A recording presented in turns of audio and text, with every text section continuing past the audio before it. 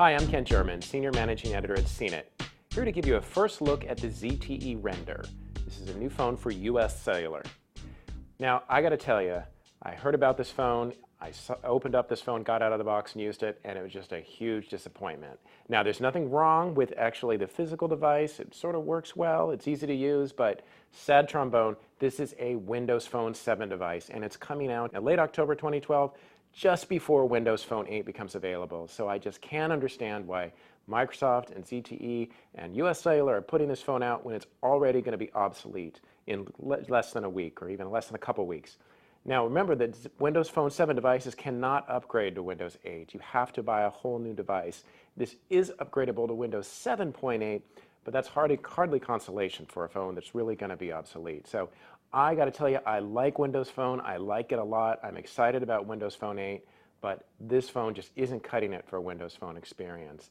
And another thing is it is $80 with a contract. Now, if you're going to have a phone that's going to be pretty much outdated the moment you buy it, it should really be free with contract or $80 prepaid. So pricing's not right and not for what you get inside. But I will concentrate on a couple good points for a moment. It does have a nice design. It is comfortable. It is easy to use. Has a good construction. Typical Windows Phone design with the interface. You have the tiles. You go to the main menu. You can go back. You can customize the tiles in the front. You can remove them. You can add some. You can move them around. Here on the back, have a little bit of a pattern. It's only visible when you see it in certain light. You have the camera lens. You have a flash. Up on the top, there's the 3.5mm headset jack. There's a volume rocker on this side, just below or just above the camera shutter. Over on this side, there's the micro USB port that is for the charger and for a syncing cable.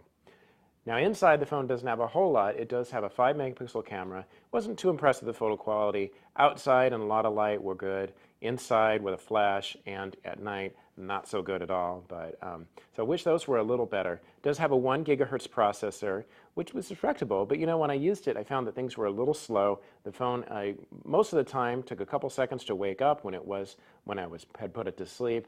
A lot of applications opened a little slower than I'd like. The phone is stuck on 3G, so that's getting kind of old as we're seeing LTE from most carriers now.